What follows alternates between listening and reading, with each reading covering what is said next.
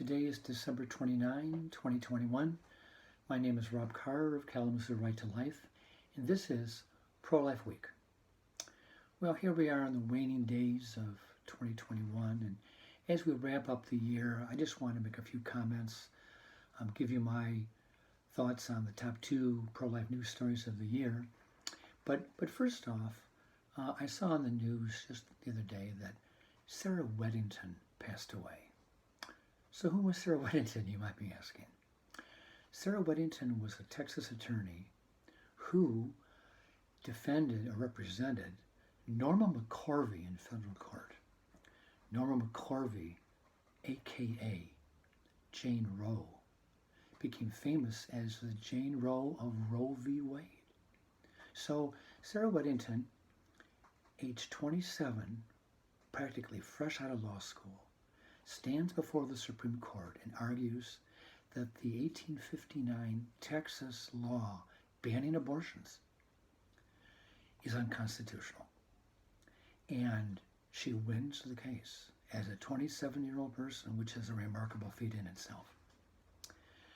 But so that's Sarah Weddington. And then I read one of her books in which, like a memoir, and then she talks about the fact that around 1968, in her 3rd year of law school, she and her then boyfriend discovered that she was pregnant. So the two of them drove to Mexico, where she had an illegal abortion. And she later went on to marry him. They got a divorce, but she never had any children. So, it made me think, we've seen before in other cases, other women, the one pregnancy she had it aborted, her baby aborted. That one chance to have a baby, she killed her child. Or she had the doctor kill the child. Let me put it that way. What a tragic, tragic result from an unplanned pregnancy where she could have put the baby up for adoption. But no, she wanted to have it killed. And that's horrible. And, and here we are, it's 50 years later from Roe v. Wade, and 62 million babies have died from abortion. Tragic, tragic, tragic situation. America's souls are ripped apart by how we've lost our ability to love babies. Okay.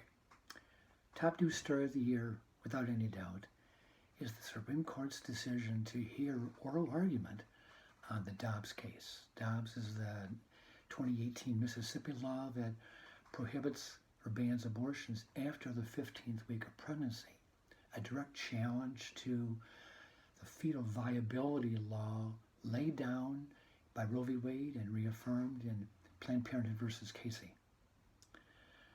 And the very fact the Supreme Court actually agreed to hear the Dobbs case tells me that the court is open to major revision on abortion law.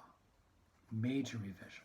And I'm very hopeful that when the court issues its ruling next June or July, that they're going to show major changes to abortion. And the second big story comes from the state of Texas, the Texas Heartbeat Law. Here again, it deals with the Supreme Court. The Supreme Court agreed not to block the law from taking effect. They ruled on the procedural grounds, not on the merits of the case. But the very fact that they allowed the law to stand is another telling picture that the Supreme Court is not the Supreme Court it was 10 or 15 years ago. It's very, very conservative and hopefully very pro-life. And one last thought before we go. Sarah Weddington's death this past week marks, perhaps symbolically marks the end of an age of liberal abortion. It's almost as if her death is like a torch that she may have lit 50 years ago, and the flame is now flickering and it's about to go out. And her death, her passing, symbolizes that paradigm shift. That once the Supreme Court was open to legal abortion, and now, perhaps with the Dobbs case, the Supreme Court is closing that door.